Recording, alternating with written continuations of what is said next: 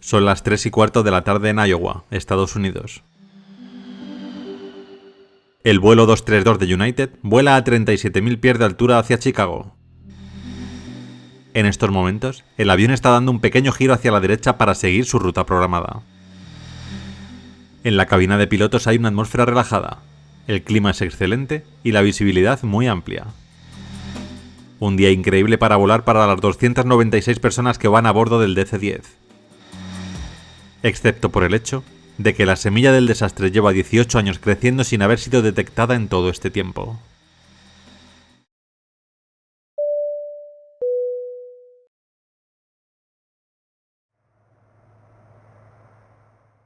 ...19 de julio de 1989... Aeropuerto Internacional Stapleton, Denver, Colorado, Estados Unidos.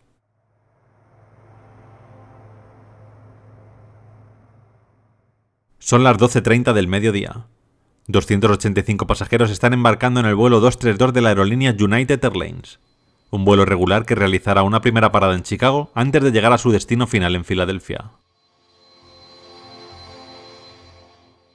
El operador del vuelo era un clásico caballo de batalla del fuselaje ancho, el McDonnell Douglas DC-10, propulsado por su distintivo conjunto de 3 motores turborreactores.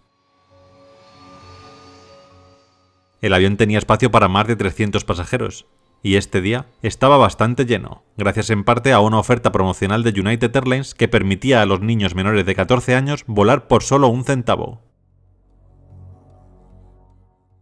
Nada menos que 52 pasajeros en el día de hoy serán niños.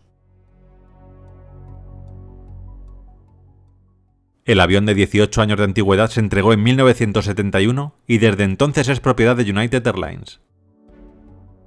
Antes del despegue del vuelo, el avión había sido operado un total de 43.401 horas y 16.997 ciclos.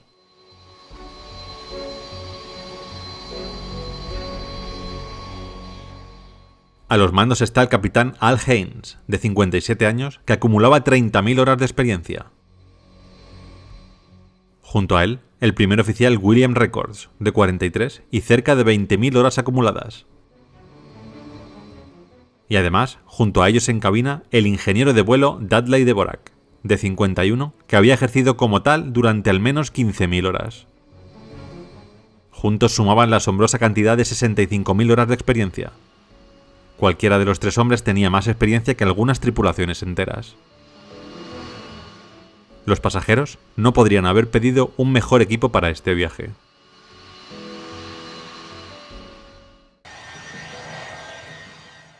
A las 13:00, el avión comenzó a moverse hacia su pista asignada.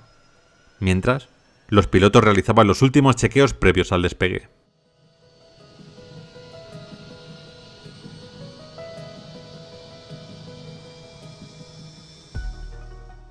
A las 13:09, el DC-10 comenzó a acelerar por la pista de despegue.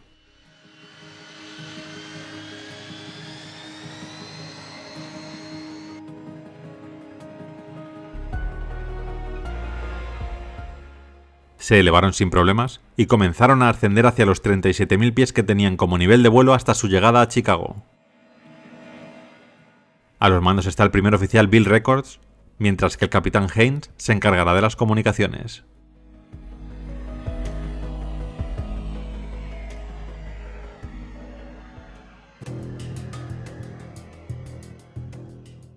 Pasan unos minutos de las 3 de la tarde. El vuelo 232 lleva en el aire cerca de 2 horas y en estos momentos están dando un pequeño giro hacia la derecha, alineándose con la ciudad de Chicago, que está a poco más de 40 minutos de distancia desde donde se encuentran en estos momentos. Y entonces, en ese pequeño giro, exactamente a las 15:16, algo ocurrió en el DC-10. Un tremendo estruendo y una violenta sacudida sobresaltaron a las casi 300 personas que viajaban a bordo. El motor número 2, el central, había explotado. La turbina se había hecho añicos y salió disparada del motor, dañando seriamente el estabilizador de cola, elevadores, fuselaje trasero y cortando las 3 líneas hidráulicas situadas en la zona posterior del avión.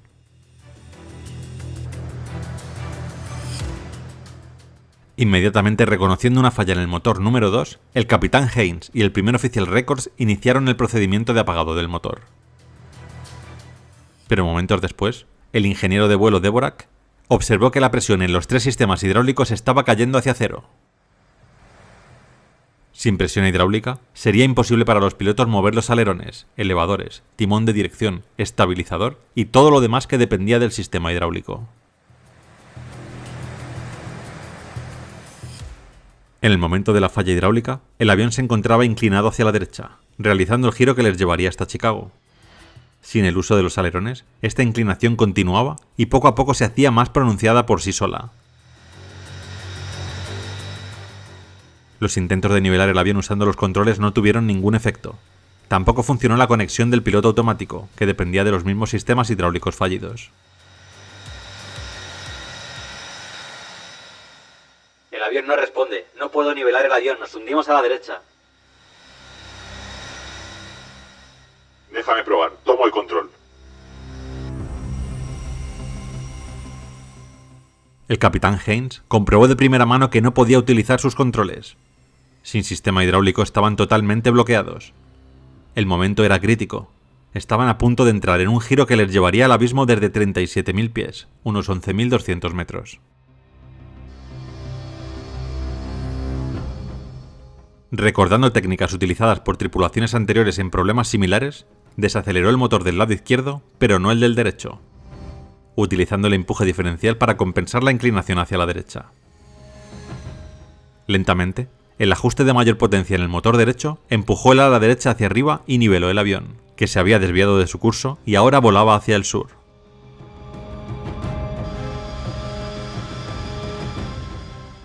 Una vez evitada la espiral de muerte inmediata, la tripulación intentó seguir los procedimientos para recuperar el control. Haynes ordenó al ingeniero de vuelo que activara las bombas hidráulicas auxiliares, pero como ya no quedaba fluido hidráulico para bombear, resultaron inútiles. Pronto se hizo evidente que no era posible mantener un vuelo estable. Sin ningún control de cabeceo, el avión entró en ciclo fugoide. Si la velocidad es demasiado baja, el avión comienza a descender. A medida que desciende, la velocidad aumenta, lo que a su vez aumenta la sustentación. Al aumentar la sustentación, el avión comienza a ascender. Pero de nuevo, al ascender, el impulso disminuye, la velocidad también, y el avión pierde sustentación y comienza a descender nuevamente. Este ciclo se repetía aproximadamente cada 50 segundos.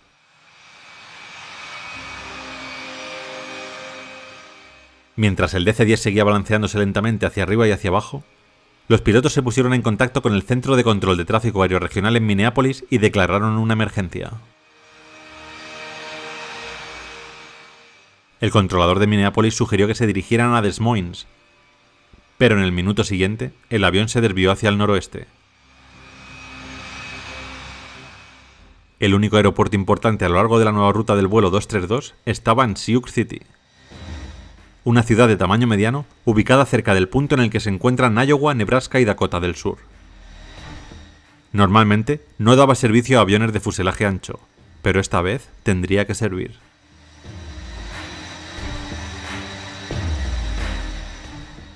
El capitán Haynes decidió que Sioux City era su única esperanza y aceptó la sugerencia del controlador de desviarse hacia allí. Eran las 15:22, 6 minutos después de la explosión. A estas alturas, los pilotos ya tenían claro que los 2 motores restantes eran las únicas herramientas disponibles para aterrizar el avión.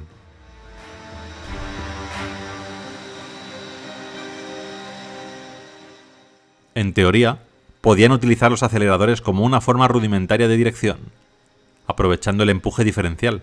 También podían ascender o descender acelerando o desacelerando los motores, pero en un avión que se negaba a mantenerse recto y nivelado, esto era mucho más fácil de decir que de hacer.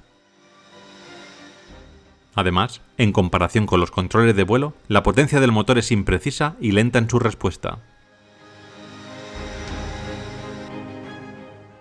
United 232, entiendo por lo que me cuenta que solo pueden realizar giros a la derecha. Bueno, podemos hacer ligeros giros a la izquierda, pero no muy pronunciados. Nos es mucho más fácil girar a la derecha. Entiendo. Su actual ruta les colocaría a unas 8 millas al norte del aeropuerto. Necesitarían un giro a la izquierda, modificando el rumbo unos 10 grados. ¿Podrían hacer esto? El avión tiende a irse a la derecha. Es peligroso realizar giros a la izquierda ahora mismo. Vamos a girar a la derecha, aunque sea dando giros de 340 o 350 grados para modificar el rumbo unos grados a la izquierda. La situación era tensa. Controlar el avión y dirigirlo a un aeropuerto parecía imposible en esos momentos. Los pilotos discutían cómo poder ganar estabilidad. El copiloto sugirió probar a bajar los flaps, pero el capitán se negó con un rotundo: creo que ahora mismo cualquier cosa puede hacer que caigamos. No me atrevo a tocar nada de momento.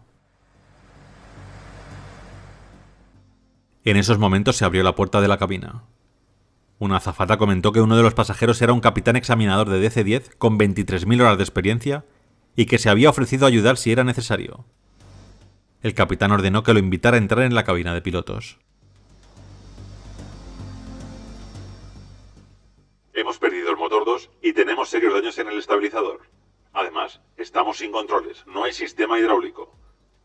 Necesito que te asomes por las ventanas y me indiques si hay algo mal en los alerones. Fitch echó un vistazo a través de las ventanas. Podía ver los alerones parcialmente sobresaliendo, pero no había señales de movimiento en ninguna de las superficies de control. Mientras tanto, el capitán mostraba una mezcla de pesimismo mezclado con algunas risas nerviosas en sus palabras. Creo que no vamos a llegar a ningún aeropuerto, amigos, dijo.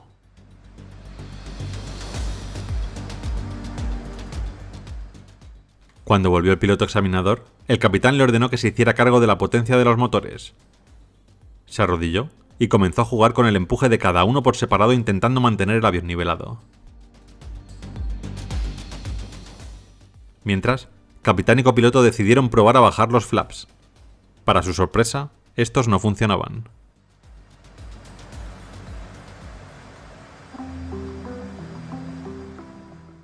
El control de los aceleradores que estaba realizando Denny Fitch estaba resultando de manera positiva.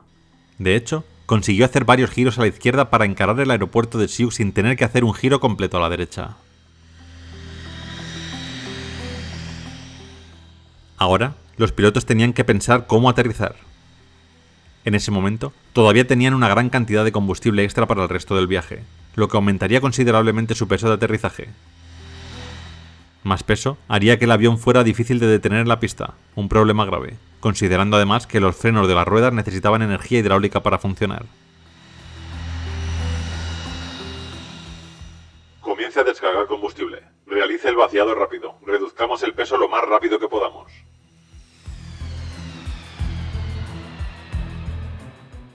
El controlador de Sioux City confirmó que los vehículos de emergencia estaban listos para brindar ayuda.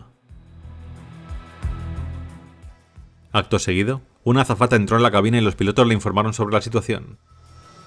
Casi no tenemos control del avión. Estén preparados.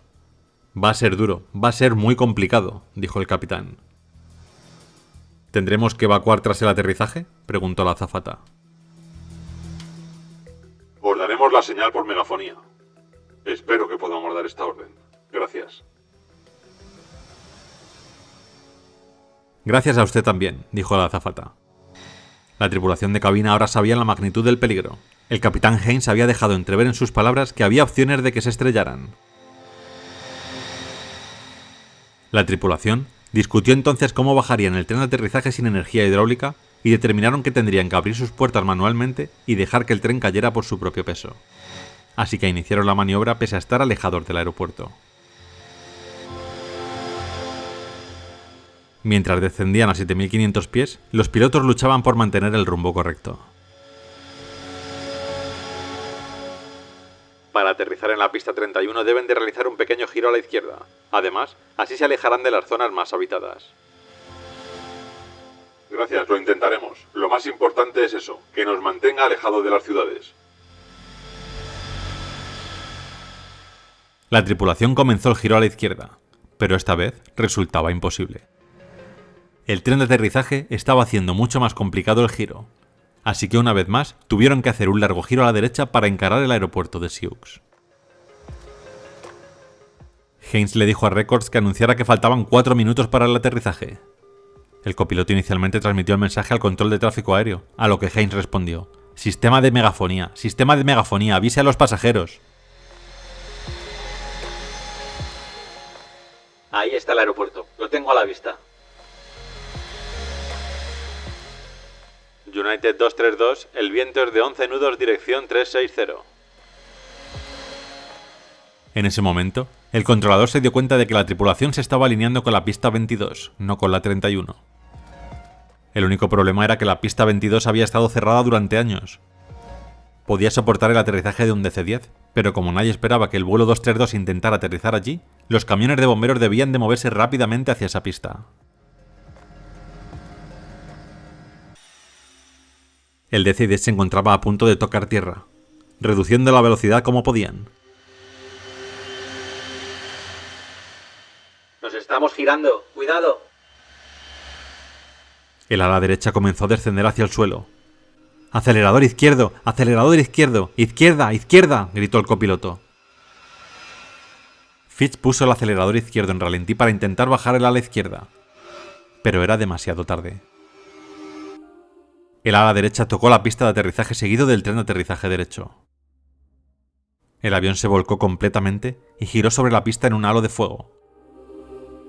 La cabina y la cola se desprendieron cuando el avión, que estaba boca abajo, hizo una pirueta sobre la punta del ala y giró casi 360 grados antes de volver a estrellarse contra el suelo, rompiendo el fuselaje en varios pedazos.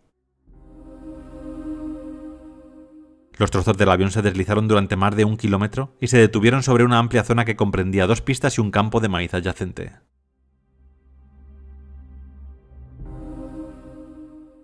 Prácticamente toda la sección de clase ejecutiva se desintegró, matando a casi todos los que estaban dentro. Los que se encontraban cerca de la cola sufrieron un destino similar. Pero la sección central, con las alas unidas, permaneció relativamente intacta, quedando boca abajo en un campo de maíz con la mayoría de sus ocupantes aún con vida. El fuego y el humo llenaron inmediatamente el fuselaje en ruinas, mientras los pasajeros heridos luchaban por salir de la maraña de asientos, equipajes, paneles, hierros y personas. Muchos lograron salir, pero otros sucumbieron a los vapores tóxicos, desplomándose en los pasillos mientras morían por inhalación de humo. Los equipos de rescate no pudieron localizar la cabina de los pilotos hasta 35 minutos después del accidente. Al Haynes, Bill Records, Dudley Dvorak y Denny Fitch estaban gravemente heridos, pero vivos. En total, 112 personas murieron en el accidente, 171 resultaron heridas de consideración y 13 personas resultaron ilesas. ¿Qué había pasado? ¿Qué ocurrió en el motor número 2 del DC-10? La NTSB determinó que la causa probable de este accidente fue la consideración inadecuada dada a los factores humanos y las limitaciones de los procedimientos de inspección y control de calidad utilizados por las instalaciones de revisión de motores de United Airlines. Esto resultó en la falla de detectar una grieta por fatiga originada por un defecto metalúrgico no detectado previamente ubicado en un área crítica del disco del ventilador de tapa 1 de aleación de titanio que fue fabricado por General Electric Aircraft Engines. La forma incontrolada en que falló el motor resultó en fragmentos de metal lanzados a alta velocidad desde el motor. Estos fragmentos penetraron las líneas hidráulicas de los 3 sistemas hidráulicos independientes a bordo de la aeronave, que perdieron rápidamente su fluido hidráulico. A pesar de estas pérdidas, la tripulación pudo alcanzar y luego mantener un control limitado usando los aceleradores para ajustar el empuje de los motores restantes montados en las alas. Al usar cada motor de forma independiente, la tripulación hizo ajustes aproximados en la dirección. Y cuando los utilizaron de manera conjunta, pudieron ajustar aproximadamente la altitud. La tripulación guió el avión averiado hasta el aeropuerto Seuss Gateway y lo alineó para aterrizar en una de sus pistas. Sin el uso de flaps y slats, no pudieron reducir la velocidad para aterrizar y se vieron obligados a intentar aterrizar a una velocidad terrestre muy alta. El avión también aterrizó a una velocidad de descenso extremadamente alta debido a la incapacidad de frenar. Como resultado, al tocar tierra, el avión se rompió, volcó y se incendió. Después de este accidente, el proceso de fabricación del titanio se modificó para eliminar el tipo de anomalía gaseosa que sirvió como punto de partida de la grieta. Los lotes más nuevos de titanio utilizan temperaturas de fusión mucho más altas y un proceso de triple vacío en un intento de eliminar dichas impurezas. Los diseños más nuevos, como el McDonnell Douglas MD-11, han incorporado fusibles hidráulicos para aislar una sección perforada y evitar una pérdida total de fluido hidráulico. Este accidente se convirtió desde entonces en un ejemplo de gestión exitosa de los recursos de la tripulación, CRM. El monumento conmemorativo del vuelo 232 se construyó a lo largo del río Missouri, en Sioux City, Iowa, para conmemorar el heroísmo de la tripulación del vuelo y los esfuerzos de rescate que realizó la comunidad de Sioux City después del accidente. Cuenta además con una estatua del teniente coronel de la Guardia Nacional de Iowa, Dennis Nielsen, mientras llevaba a un niño de 3 años a un lugar seguro. Denny Fitch, el capitán examinador que se encontraba entre los pasajeros, falleció en 2012, mientras que el capitán Al Haynes lo hizo en 2019. Sus actos fueron heroicos y consiguieron vivir lo suficiente como para ver una industria de la aviación más segura, en parte gracias a las lecciones aprendidas en el vuelo 232 de United Airlines.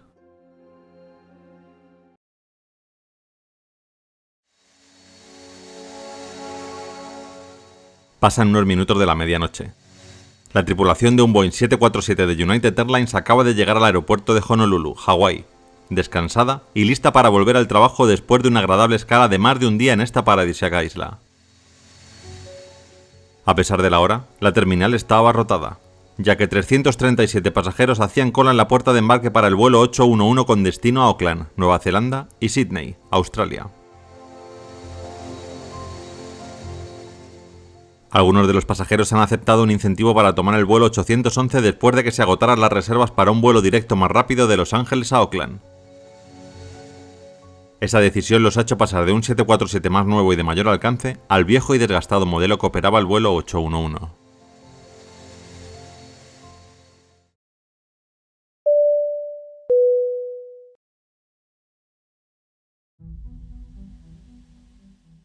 ...24 de febrero de 1989... Aeropuerto de Honolulu, Hawái, Estados Unidos. Aquí, el vuelo 811 de United está acomodando a los pasajeros que saldrán en unos minutos hacia Auckland, en Nueva Zelanda. El vuelo tiene como destino final Sydney y se inició en Los Ángeles hace más de 24 horas.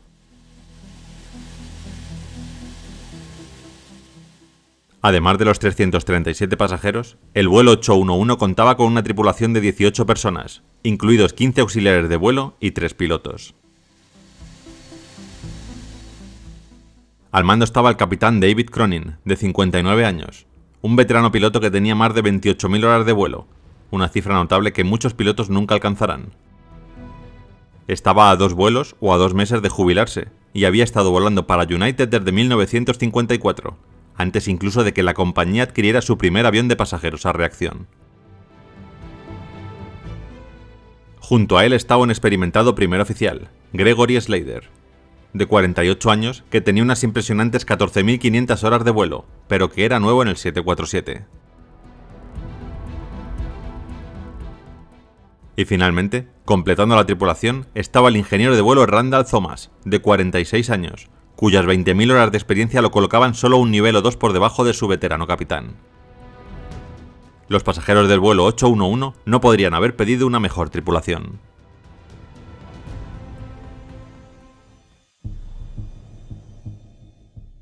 Una vez que todos los pasajeros estuvieron a bordo, todas las maletas fueron aseguradas en la bodega de carga y se cargó el combustible para el viaje de 8 horas en los tanques.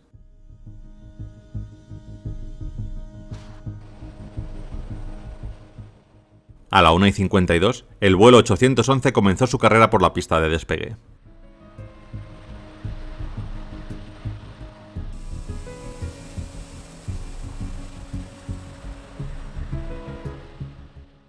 Se elevaron sin problemas y comenzaron su ascenso hacia los 23.000 pies que tenían como primera altitud autorizada.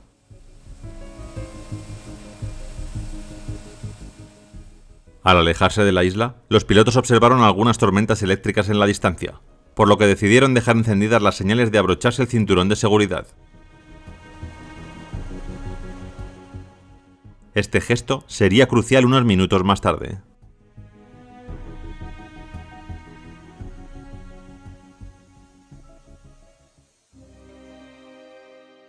«17 minutos después de iniciar el vuelo, el 747 se estabilizaba en 23.000 pies. Mientras tanto, los auxiliares de vuelo servían bebidas. Instantes después, los pasajeros del lado derecho de la sección delantera de clase ejecutiva oyeron un sonido extraño que provenía de algún lugar bajo sus pies. Una de las auxiliares, situada en el centro del pasillo, vio cómo uno de los pasajeros de la zona levantaba la mano y comenzó a andar hacia él. Los pilotos, un par de minutos antes, habían solicitado desviarse de la ruta original para esquivar la tormenta eléctrica que crecía delante de ellos. De repente, una gran explosión. La auxiliar de vuelo que se acercaba a la zona para atender al pasajero que requería su atención había quedado perpleja. Había visto desaparecer al pasajero en décimas de segundo. El suelo se derrumbó bajo los asientos dobles del lado derecho de las filas 8 a 12, que desaparecieron instantáneamente en el vacío junto con sus ocupantes. Los escombros volaron hacia atrás y se estrellaron contra todas las superficies imaginables, acribillando los motores número 3 y número 4 y los bordes de ataque del ala derecha.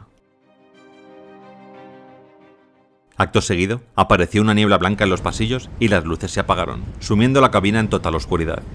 El único sonido era el rugido indescriptible y absorbente del viento. El avión comenzó a girarse bruscamente.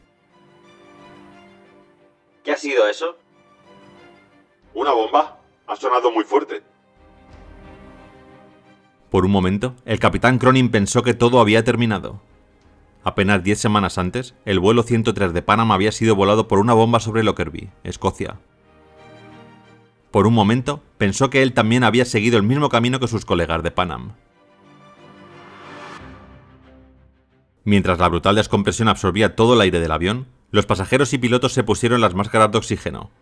Pero enseguida se dieron cuenta de que no funcionaban. La explosión había destrozado los conductos que mandaban el aire a las máscaras. Ahora, los pilotos necesitaban descender rápidamente para no acabar desvaneciéndose.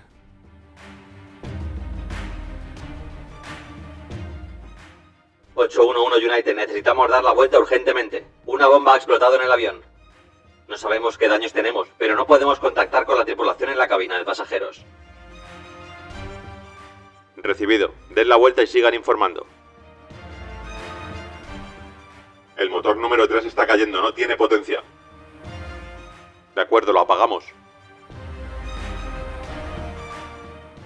Afortunadamente para los pasajeros y la tripulación, el descenso de emergencia tuvo el efecto previsto y en poco tiempo el avión se acercaba a altitudes más habitables. Pocos segundos después, el copiloto anunció que veía fuego desde su ventanilla. Y no solo lo veía él. Los pasajeros, a través del enorme agujero en el fuselaje, pudieron ver cómo el motor número 4 comenzaba a arder. Esta terrorífica visión, para todos los pasajeros, era el preludio del final de sus vidas. Pero los pilotos seguían luchando, ahora con tan solo los dos motores situados en el ala izquierda.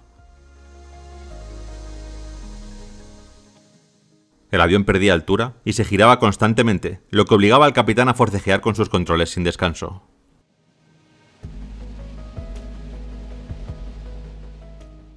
Esto puso al capitán Cronin en una situación difícil. Con una carga casi completa de pasajeros, equipaje y combustible, el vuelo 811 era demasiado pesado para mantener la altitud con solo dos motores en funcionamiento.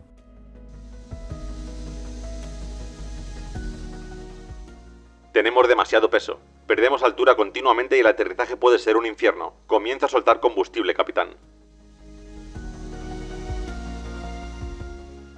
El vuelo 811 se encontraba en esos momentos a más de 80 kilómetros del aeropuerto.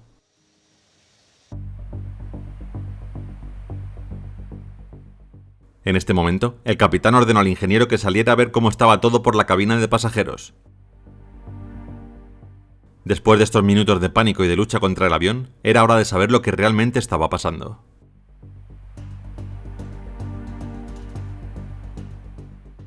El ingeniero bajó apresuradamente las escaleras hasta la cubierta inferior, donde al doblar la curva se encontró con una increíble escena de devastación. Se había abierto un inmenso abismo en el lado derecho del fuselaje, un agujero lo suficientemente grande como para que pasara un automóvil.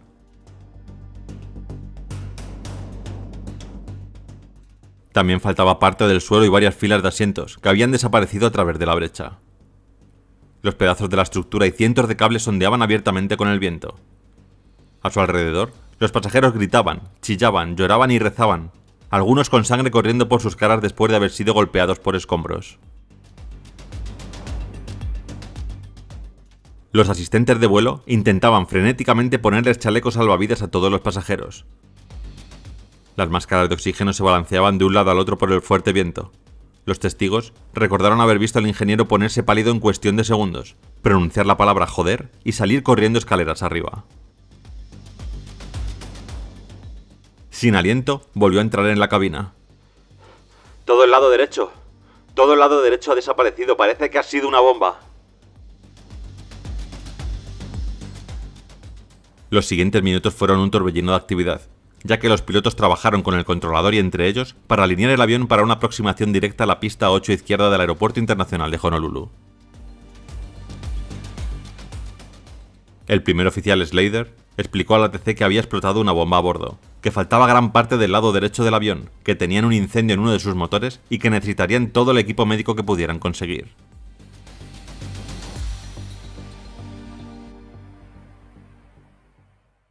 Los pilotos configuraron cuidadosamente su avión para el aterrizaje, mientras intentaban mantenerse dentro de una banda de velocidad lo suficientemente rápida para mantener el control, pero lo suficientemente lenta para evitar sobrecargar una estructura del avión que temían que pudiera romperse en cualquier momento.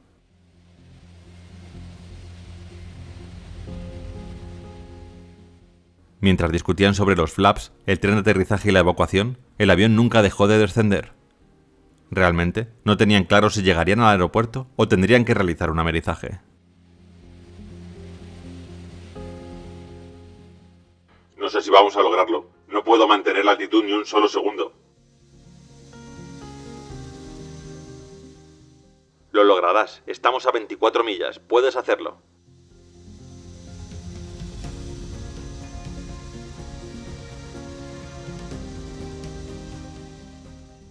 Minutos después, en la cabina, los pasajeros vieron las luces de las islas hawaianas y por primera vez sintieron la cálida oleada de la esperanza. El copiloto comenzó a extender los flaps de forma incremental.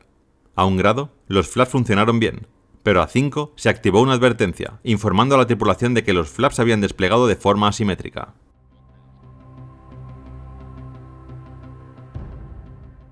Los pilotos decidieron dejar los flaps a 10 grados, muy por debajo de la posición normal de aterrizaje, lo que los obligaría a acercarse a una velocidad de 210 nudos, mucho más rápido de lo normal.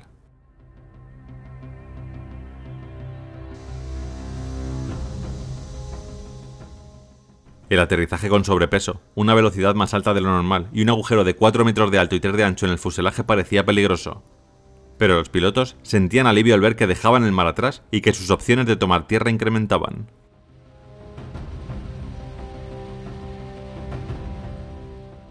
En los últimos momentos, la pista por fin apareció a la vista entre las nubes. El tren de aterrizaje se desplegó sin problemas y por una vez todo parecía estar en orden. El vuelo 811 pasó a toda velocidad por el umbral de la pista y aterrizó con una gracia totalmente inesperada. El capitán Cronin accionó los frenos y activó los inversores de empuje de los motores 1 y 2, manteniendo el avión recto sobre la línea central. Y así, el enorme 747 se detuvo lentamente. Cuando la última sensación de movimiento dio paso a una bendita quietud, 346 personas dieron un suspiro colectivo de alivio. A pesar de la grandísima adversidad, lo habían logrado. La evacuación se desarrolló con fluidez, ya que todos los pasajeros y tripulantes supervivientes saltaron por los toboganes y se lanzaron a los brazos de los primeros intervinientes. En total, 9 personas fallecieron, 8 de las cuales cayeron al océano en algún lugar todavía indeterminado. 38 personas resultaron heridas, aproximadamente la mitad de ellas durante la evacuación. Los últimos en marcharse fueron los pilotos, que inmediatamente se dirigieron al lado derecho del avión para observar los daños. Lo que vieron allí los dejó sin aliento.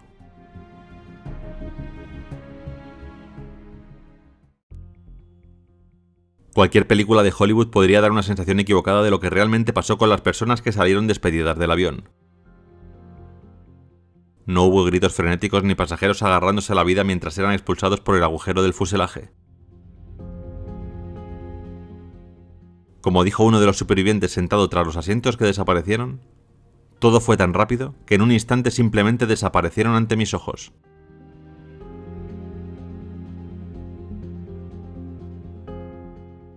Una de las víctimas, la única que no fue expulsada del avión, falleció por no llevar abrochado el cinturón. Su asiento estaba muy cerca del lugar en el que se formó el gran agujero.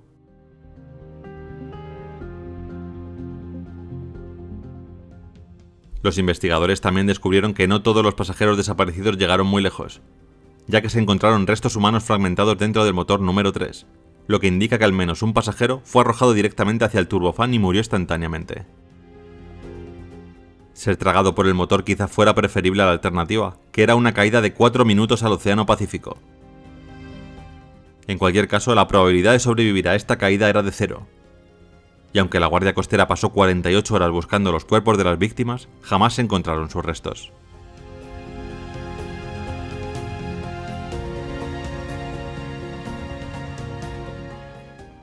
¿Qué había pasado? ¿Realmente fue una bomba lo que destrozó el fuselaje del 747? Cuando los investigadores de la Junta Nacional de Seguridad del Transporte llegaron al lugar para examinar el avión, rápidamente se hizo evidente que la puerta de carga era casi con toda seguridad la fuente del problema. Ninguna de las áreas dañadas del fuselaje mostraba signos de fatiga del metal u otros problemas estructurales. Y a pesar de la creencia inicial de la tripulación de que habían sido víctimas de un ataque terrorista, no se encontró evidencia de una bomba. En cambio, parecía que cuando el avión ascendía a 23.000 pies, la puerta de carga delantera se abrió, se giró hacia arriba más allá de su tope y se estrelló contra el costado del fuselaje, lo que provocó su rotura. Simultáneamente, la descompresión masiva del compartimento de carga derribó parcialmente el suelo, lo que provocó la expulsión de los desafortunados pasajeros. Gracias a que el 747 es un avión de 2 pisos con su cabina de mando sobre la cabina principal, tenía sus cables de control colocados a través del techo, y no del suelo. De otra manera, podría haber sido fatal para el destino del vuelo 811. Tal y como sucedió en 1974, cuando el vuelo 981 de Turkish Airlines tuvo un problema similar en su DC-10.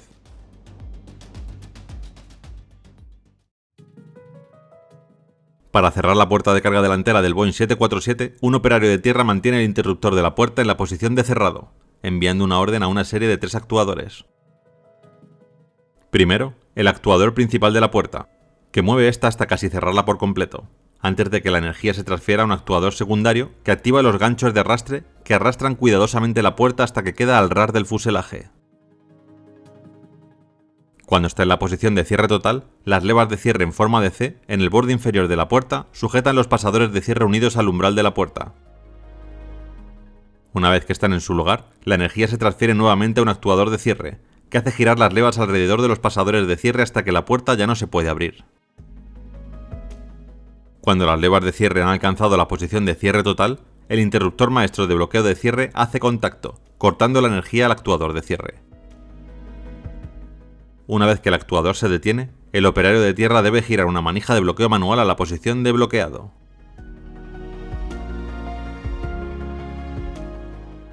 Una vez que la manija de bloqueo esté completamente cerrada, las puertas de alivio de presión integradas en la puerta de carga se cerrarán, lo que permitirá que la bodega de carga se presurice. Esta acción también hace que se apague la luz de advertencia de puerta no segura en la cabina.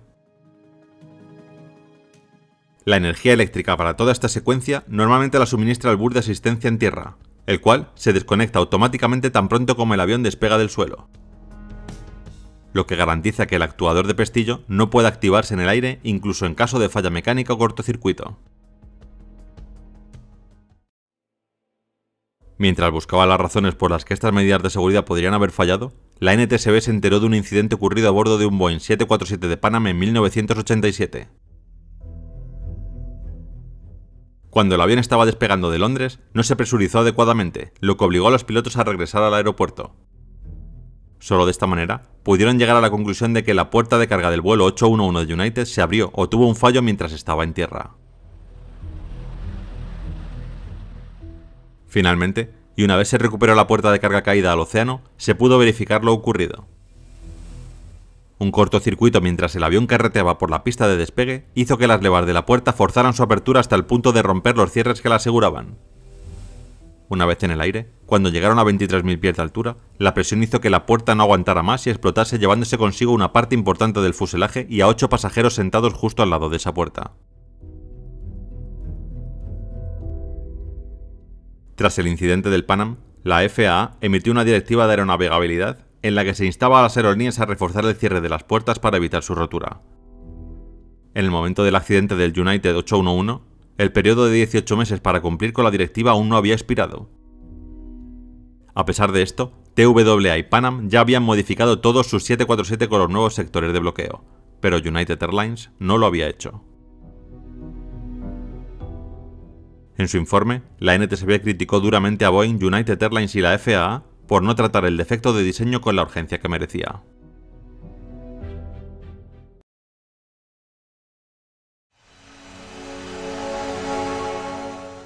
Son las 5:34 de la madrugada en Terranova, Canadá, cuando el vuelo 1285 de Arrow Air toma tierra en condiciones de oscuridad previa al amanecer.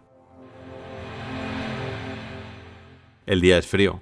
La nieve se ha hecho presente de manera ocasional durante la noche y hay cielos nublados desde los 700 pies hasta los 4000. Los 248 pasajeros del vuelo 1285 vienen dormidos.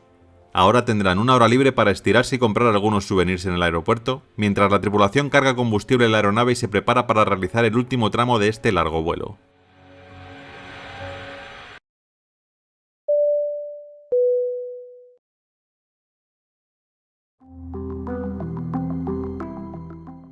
...12 de diciembre de 1985... Aeropuerto Internacional de Gander, Canadá. Son las 6:20 de la mañana, cuando el vuelo 1285 de Arrow Air termina de cargar el combustible que necesitan para reanudar su viaje y llegar hasta su destino final en Kentucky, Estados Unidos.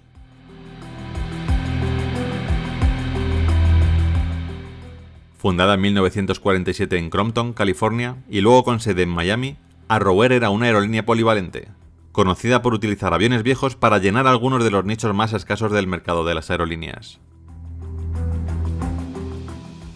En octubre de 1985, Arrow Air firmó un contrato con el Departamento de Defensa para transportar tropas hacia y desde bases en la península del Sinaí, en Egipto, cuyo objetivo era imponer la paz entre Egipto e Israel tras los acuerdos de Camp David de 1978. El 1285 era uno de estos vuelos en los que se transportaban tropas estadounidenses, en este caso, un vuelo de vuelta a casa para 248 soldados.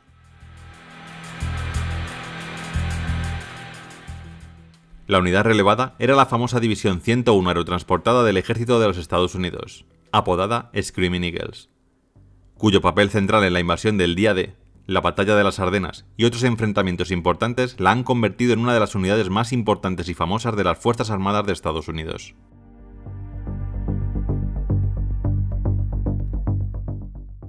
Arrow Air planeaba transportar hasta 250 miembros de la División Aerotransportada 101 utilizando sus Douglas DC-860 de 4 motores y fuselaje estrecho de la década de los 60. Aviones que no eran capaces de volar sin escalas desde Egipto a Estados Unidos, lo que requería una serie compleja de escalas y cambios de tripulación. Los tramos serían de El Cairo a Colonia, en Alemania, de ahí hasta Gander en Terranova, Canadá, y por último la llegada a casa, en Fort Campbell, Kentucky, Estados Unidos.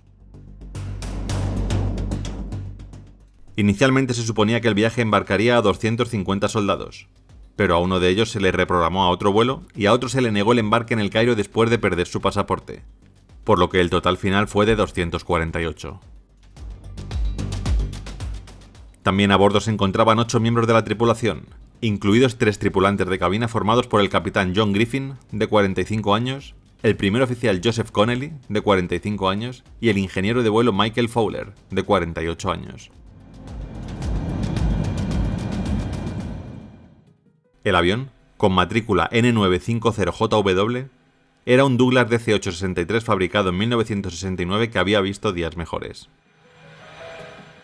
Según los informes, el interior estaba bastante deteriorado con todo tipo de paneles defectuosos y otros daños estéticos. El avión tampoco era exactamente perfecto en términos mecánicos. Según se informa, estaba perdiendo líquido hidráulico y agua potable a un ritmo tal que requería recargas frecuentes, pero el mantenimiento no se había molestado en buscar la fuente de los problemas.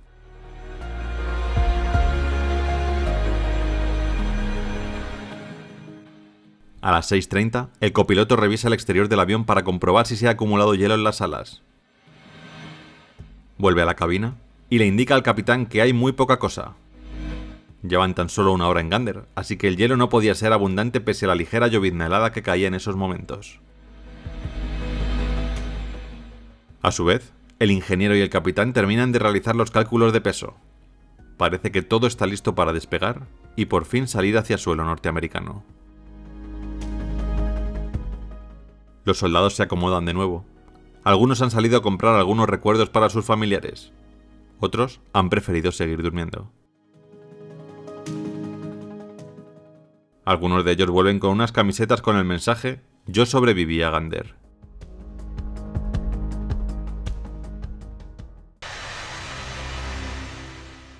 A las 6:45, el DC-8 ya estaba preparado en la cabecera de la pista para el despegue.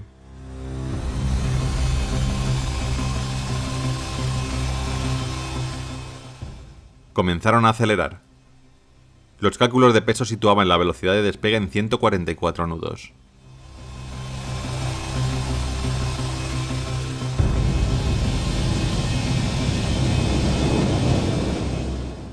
Llegaron a V1 sin problemas. Acto seguido la velocidad de rotación. El capitán tiró de sus mandos y comenzaron a ascender.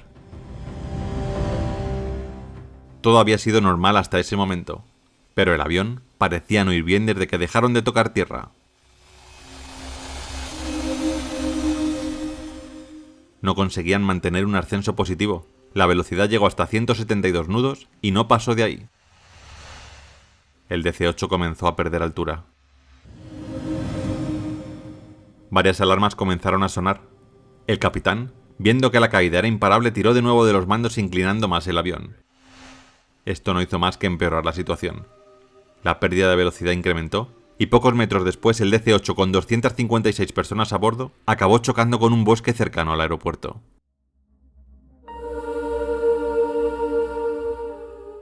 Enseguida, una de las alas se partió al golpear con un árbol, lo que hizo que el avión se convirtiera en una bola de fuego de la que nadie pudo escapar. Las 256 personas a bordo del vuelo 1285 perdieron la vida, convirtiendo a este vuelo en el más mortífero ocurrido en Canadá y uno de los más terribles de la historia de la aviación. Rápidamente los servicios de emergencia del aeropuerto salieron en busca de algún superviviente, pero al llegar allí, solo encontraron un amasijo de hierros calcinado por el fuego. Algunos testigos afirmaron que el avión, mientras caía, desprendía fuego de su parte inferior del fuselaje. Al día siguiente del accidente, mientras que las autoridades comenzaban la investigación para esclarecer las causas, la Yihad Islámica, un grupo extremista musulmán chiita, afirmó que ellos habían derribado el avión para demostrar que podían hacer caer un avión cargado de americanos en cualquier lugar del mundo.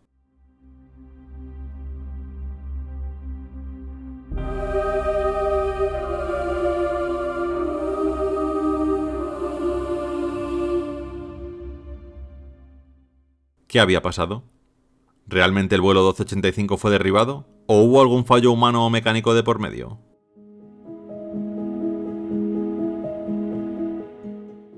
Nueve miembros de la Junta de Seguridad de Aviación canadiense se hicieron cargo de la investigación. Mientras tanto, el Pentágono emitía un comunicado en el que se indicaba que se rechazaba la reivindicación de autoría del accidente por parte de la Yihad Islámica.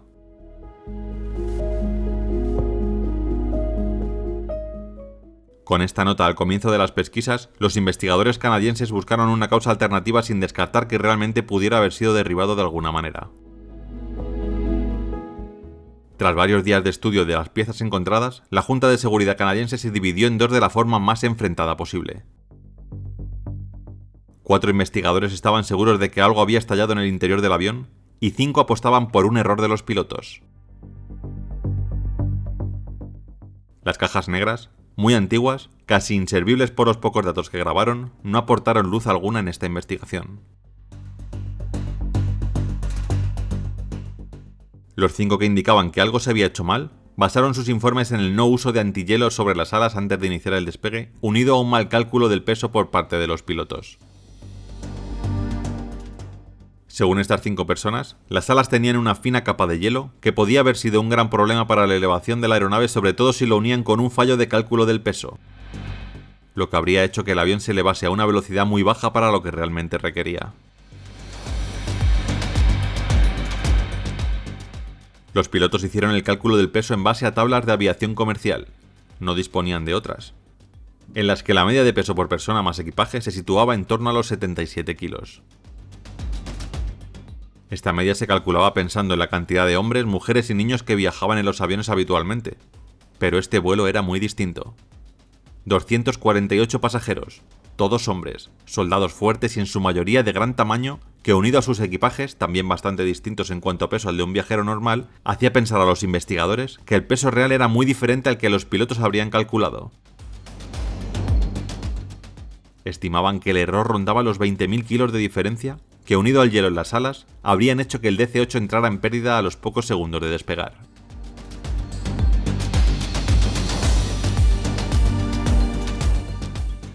Esta teoría era bastante sólida, pero los otros 4 investigadores se decantaron por la del atentado. Algunas zonas del fuselaje tenían agujeros en los que los hierros eran expulsados hacia afuera, como si algo hubiera estallado desde dentro. Esto, unido a la llamada reivindicativa de la yihad islámica y el relato de los testigos que vieron fuego en la zona baja del fuselaje antes del choque final, también les daba su punto de credibilidad. Aunque tenían un dato en su contra. Después de varias pruebas, no se encontraron restos de explosivos en ninguna zona del fuselaje.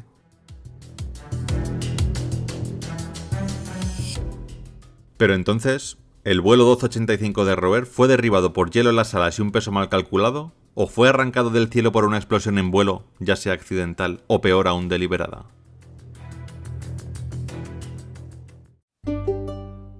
La Junta de Seguridad de Aviación canadiense jamás se pondría de acuerdo.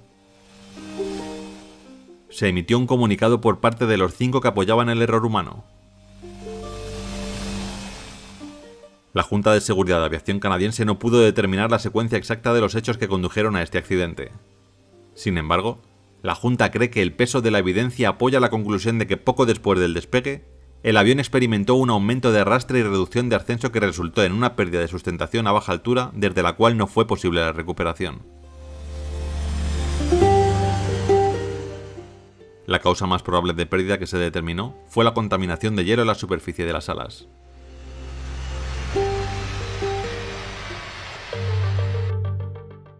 A esto, los otros 4 contestaron con otro comunicado que se resumía en que el accidente estaba provocado por un incendio en pleno vuelo que pudo resultar de detonación de origen desconocido, provocando fallas en la aeronave.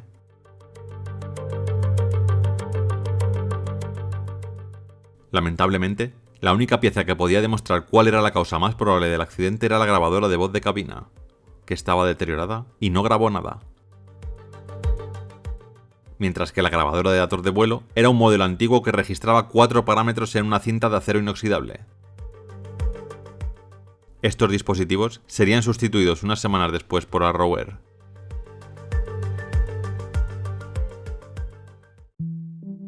En el lugar del accidente se erigió un monumento en memoria de las víctimas del vuelo 1285 al que se nombró Testigo Silencioso.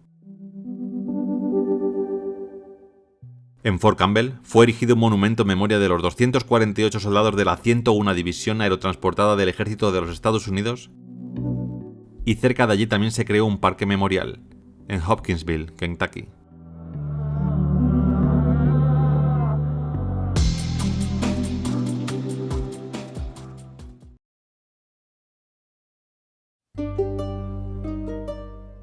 El 30 de junio de 2015, Indonesia vive un año turbulento.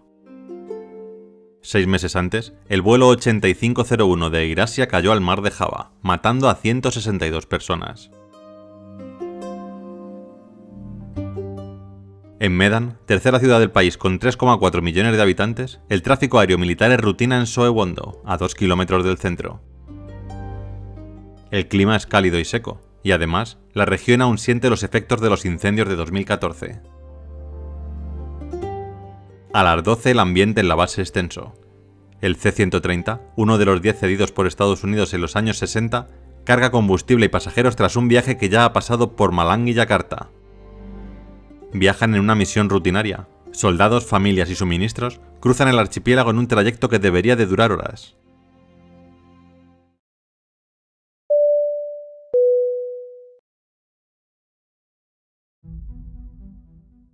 ...30 de junio de 2015... Base aérea de Soewondo, Medan, Sumatra del Norte, Indonesia. Esta base militar, antes conocida como Aeropuerto Polonia, está situada a 2 kilómetros del centro de Medan. Dejó de ser comercial en 2013 por su cercanía a zonas urbanas, convirtiéndose en el cuartel del ala de vigilancia occidental indonesia. El termómetro hoy marca 33 grados centígrados con un cielo despejado y 5 nudos de viento del noreste, mientras un Lockheed C-130 Hércules espera a que termine de ser cargado para salir rumbo al aeropuerto Raya Haji Fisabilillah, en las Islas Riau, también en Indonesia, con escalas en Natuna y Pontianak, en una misión de transporte logístico militar. En el avión viajan tanto soldados como civiles, que son en su mayoría familiares de los soldados. En total, 122 personas a bordo entre pasajeros y tripulación.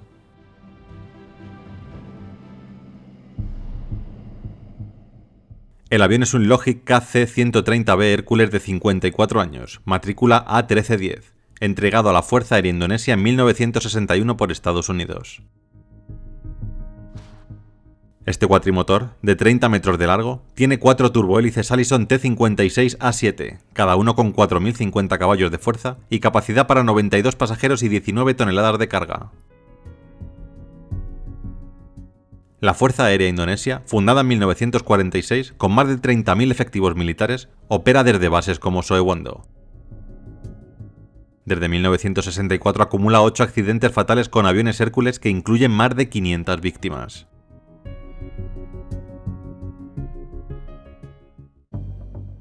A los mandos del aparato se encuentra el mayor Sandi Permana, de 41 años. Con 15 años en las Fuerzas Aéreas Indonesias acumula 6.000 horas de vuelo, 2.000 en el C-130. Es un veterano respetado y padre de 3 hijos. Junto a él, el copiloto Capitán Pandu Sentiawan, de 32 años. Suma 3.500 horas de vuelo totales, 1.500 de ellas en el Hércules.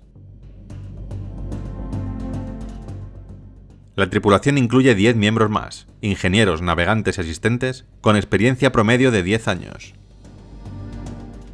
A bordo van 110 pasajeros, militares, esposas, niños y algunos civiles, viajando a la remota base de las Islas Riau.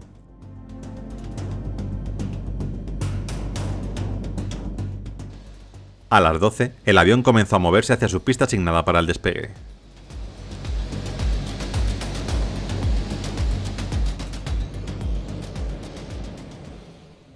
Ocho minutos después, el C-130 comienza a rodar por la pista de despegue.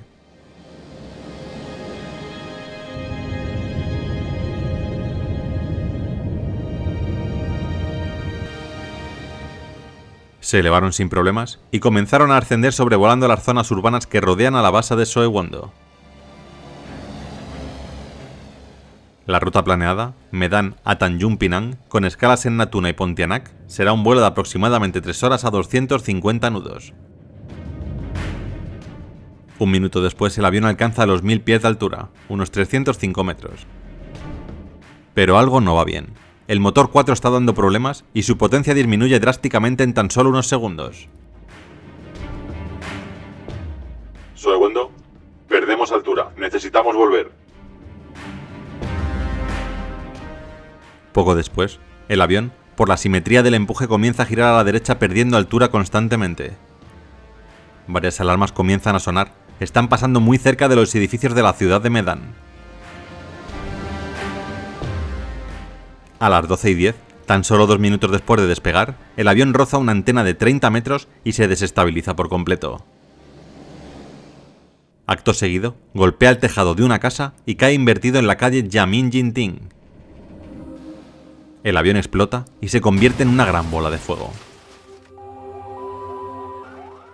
Los 122 a bordo, 12 tripulantes y 110 pasajeros mueren al instante. 17 más lo hacen en tierra. El incendio arrasa 200 metros cuadrados. Mientras, los vecinos salen a la calle a intentar que la cifra de muertos no siga subiendo.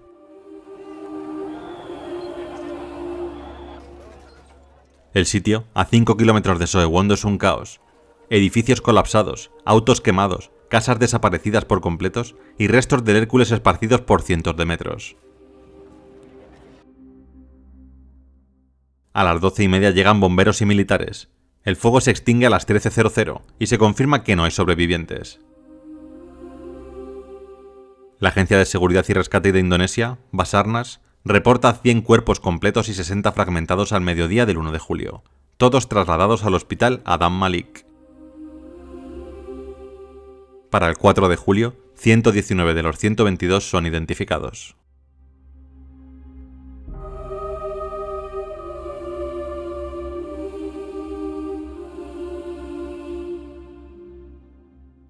¿Qué había pasado? ¿Por qué el C-130 no pudo seguir volando si tan solo tenía problemas en un motor?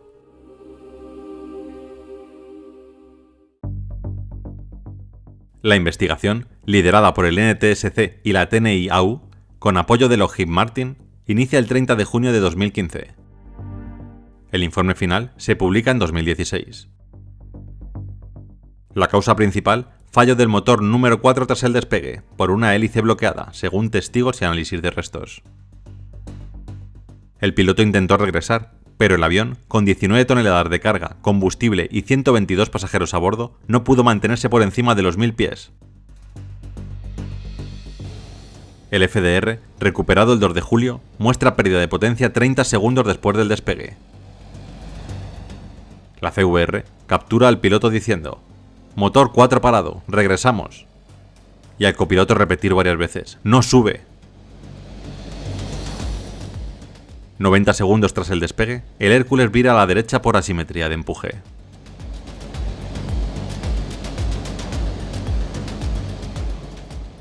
Este C-130, con matrícula A1310 de 1961, era uno de los 10 C-130 cedidos por Estados Unidos tras la rebelión de Sulawesi.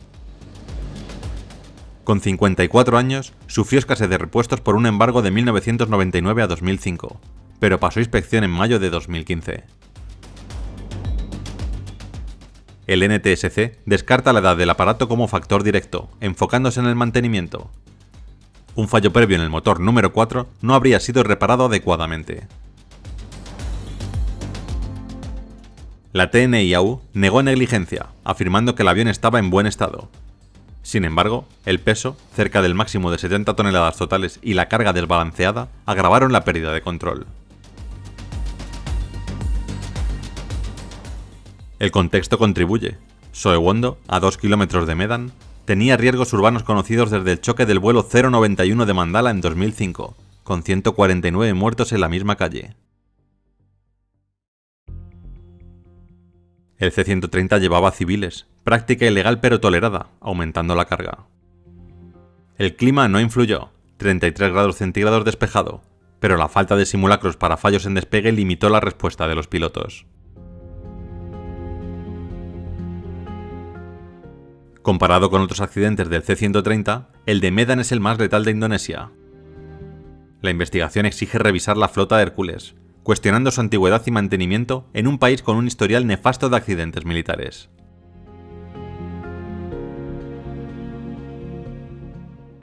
La opinión pública critica la edad del C-130, 54 años, exigiendo renovar la flota. La TNI-AU insiste en su fiabilidad. Algunos sugieren sabotaje o sobrecarga intencional, pero no hay pruebas de ello. El 3 de julio, Reuters reporta que la hélice del motor 4 giraba lento antes del choque, apoyando la falla mecánica. Testigos dicen que explotó en el aire, pero el NTSC lo atribuye al impacto. La tolerancia de civiles en vuelos militares genera debate ético y legal, sin cambiar la causa técnica. El 1 de julio, la TNIAU inmoviliza su flota de Logi C-130 para inspecciones exhaustivas. En 2016, renueva algunos de sus motores y adquiere 5 C-130H de la Fuerza Armada Australiana. Se prohíben civiles en vuelos militares desde 2017 y el gobierno ordena auditorías a equipos antiguos. La OACI, por su parte, recomienda simulacros de fallos en despegue, adoptados en 2018. Medan refuerza las restricciones cerca de Soewondo, pero no se cierra. El accidente, tercero más letal en Sumatra del Norte, impulsa modernización, aunque muy lenta por los costos asociados. El Hércules de Medan se llevó 139 vidas en 2 minutos. Permana y Setiawan lucharon contra un motor muerto y un sistema viejo, pero el caos urbano los atrapó. ¿Fue mala suerte o negligencia? Indonesia pagó caro por aviones de otra era. ¿Qué opinas? ¿Deberían jubilarse estas reliquias voladoras? Deja tu opinión en los comentarios.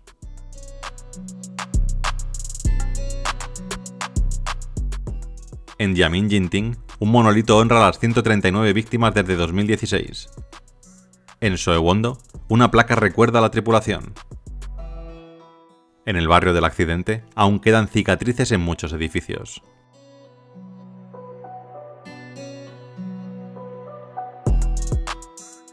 Gracias por acompañarme al 30 de junio de 2015. Si esta historia te impactó, deja tu like, suscríbete y activa la campana. ¿Cuál será el siguiente accidente que veremos en el canal? Deja tus sugerencias, puede que sea el que tú comentas.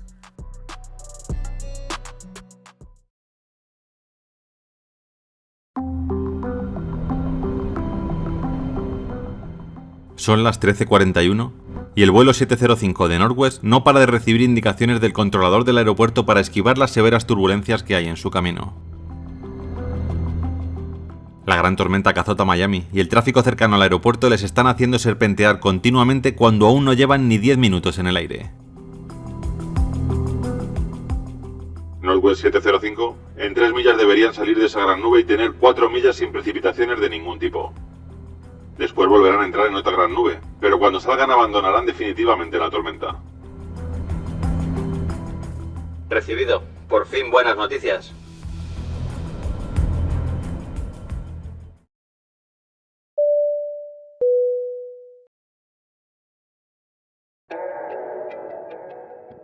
...12 de febrero de 1963... Aeropuerto Internacional de Miami, Estados Unidos. Son las 13:05 y aquí el vuelo 705 de Northwest Orient está acogiendo a los últimos pasajeros que saldrán con destino Portland en unos minutos. El día es lluvioso y cerca del aeropuerto se ha formado una gran tormenta que está haciendo que varios aviones opten por retrasar su salida o salgan en direcciones opuestas a las que tenían inicialmente para desviarse y esquivar las turbulencias. El capitán del vuelo 705 ya ha sido advertido y está estudiando las diferentes opciones.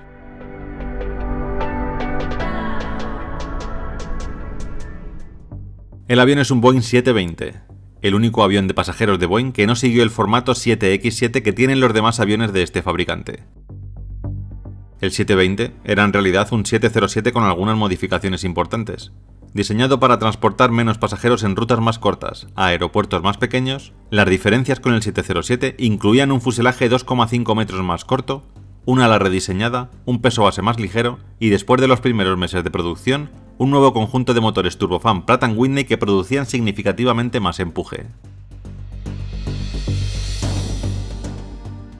De los 154 Boeing 720 que se construyeron entre 1958 y 1967, varios se entregaron a Northwest Airlines, con sede en Minneapolis, entonces una de las compañías aéreas más grandes de Estados Unidos.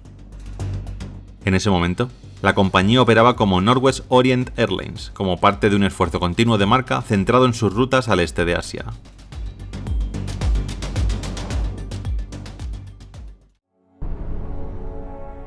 A los mandos del vuelo 705 está el capitán Roy Almquist, de 47 años que acumulaba cerca de 18.000 horas de vuelo, aunque tan solo 150 en este tipo de avión.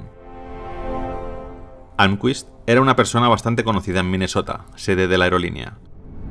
Fue director de un banco en la ciudad y presidente de varias compañías. Junto a él está el copiloto Robert Feller, de 38 años y 11.800 horas de vuelo, 1.100 de estas en aviones 720. Y también en cabina viajará el ingeniero de 29 años Allen Friesen. A bordo también viajaban 5 azafatas y una carga bastante ligera de tan solo 35 pasajeros. Habrían sido 36, pero una pasajera echó un vistazo al clima y decidió que prefería no volar ese día.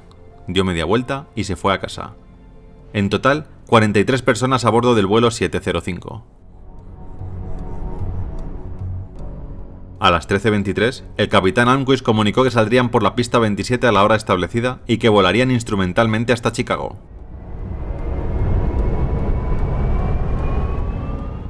A las 13:35, el Boeing 720 comenzó a rodar por la pista 27 del aeropuerto de Miami.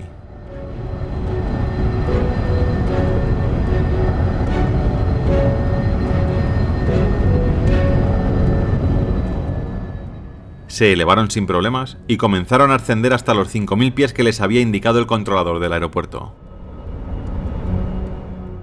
Minutos más tarde, los controladores proporcionaron al vuelo diferentes rumbos para mantenerlo alejado de las tormentas que tenían en su radar.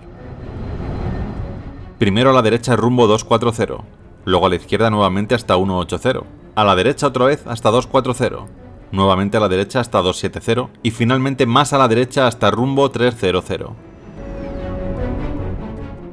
En el último cambio de dirección, el capitán vio cómo se encaminaban directos a una tormenta y retomó la conversación con la torre de control de manera un tanto alterada. No entendía que les enviasen directos a una zona de tormenta, a lo que el controlador respondió. Northwest 705. En 3 millas deberían salir de esa gran nube a la que se dirigen y tener 4 millas sin precipitaciones de ningún tipo. Después, volverán a entrar en otra gran nube, pero cuando salgan, abandonarán definitivamente la tormenta. De acuerdo, parecen buenas noticias. Por favor, indíquenos cuándo podemos ascender. Preferimos sobrevolar esas nubes a una mayor altitud y no a 5.000 pies. Así quizá podríamos esquivarlas. Según entraban en la tormenta, recibieron el OK. Podían ascender a 25.000 pies.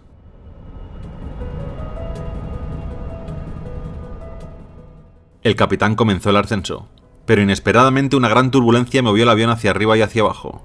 El susto no fue pequeño, al menos estuvieron 5 segundos subiendo y otros 5 bajando sin control.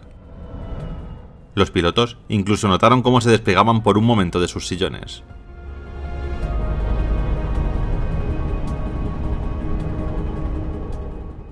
Todo volvió a la calma cuando empezaron a ver algo de luz. Seguían ascendiendo cuando por fin salieron de la primera nube que el controlador les indicó.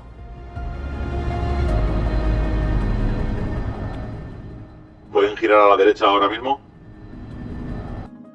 Negativo, volveríamos a entrar en la tormenta. Nos has mandado directos a una zona de turbulencias severas y ¿quieres que volvamos a entrar? Estamos ya en 10.000 pies y ascendiendo. Giraremos a la derecha lo antes posible. Northwest 705. Les envié a la zona menos turbulenta según mis radares. Pues ya te digo yo, que la turbulencia no fue pequeña. Espero que no mande a nadie más por aquí. El controlador ignoró las críticas y pidió a la tripulación que a partir de ese momento se comunicara con el centro de control del área de Miami en la frecuencia 118.5. Pero por alguna razón, los pilotos no pudieron contactar con el centro de Miami, ya sea por la interferencia de la tormenta o porque la cabina temblaba demasiado para entrar en la frecuencia indicada.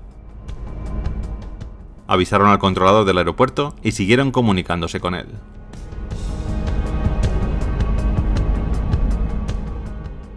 Northwest 705, giren a la derecha en dirección 360 para interceptar la radial J41. Esta vez los pilotos pudieron realizar ese giro. Se encontraban ya a 15.000 pies y parecía que lo peor ya había quedado atrás. Pero otra gran nube se alzaba frente a ellos.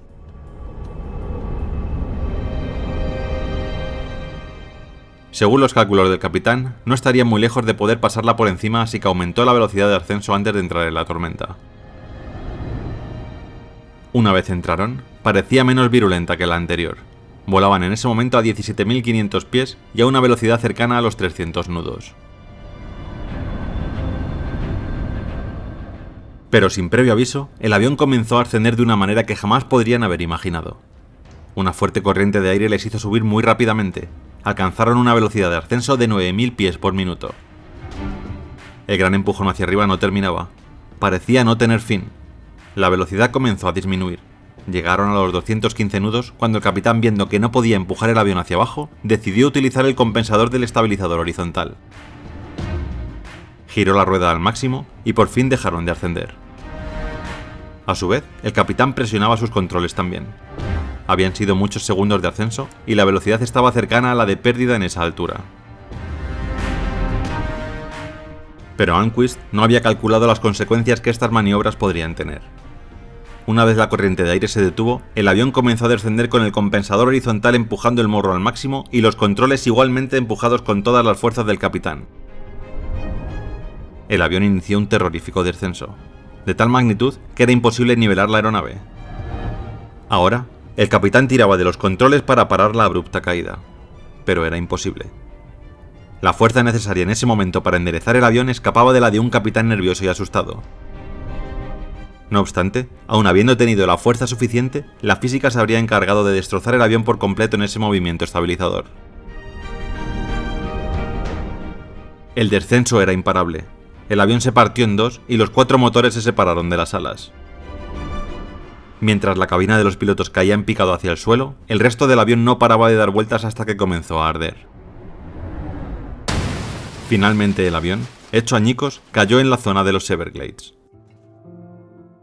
Los 43 ocupantes del vuelo 705 perdieron la vida en este accidente.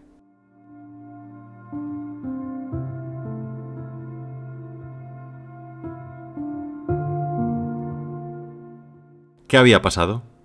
¿Por qué perdió el control del 720 el capitán Almquist?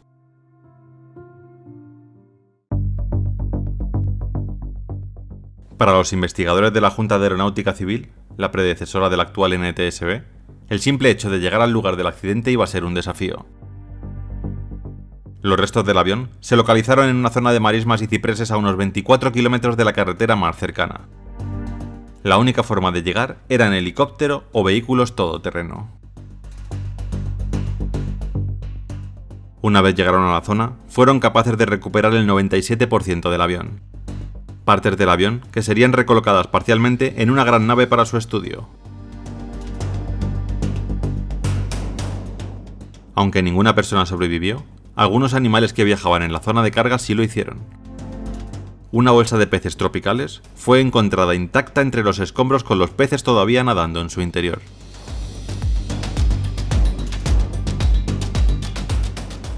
No hubo evidencia de fatiga del metal en ninguna estructura primaria. Ninguno de los motores había fallado antes de la ruptura. Los daños por incendio y explosión en pleno vuelo fueron limitados y sugirieron un breve incendio repentino después de que el avión ya había comenzado a desintegrarse. No había señales de una bomba, un rayo o una falla catastrófica en ninguna superficie de control.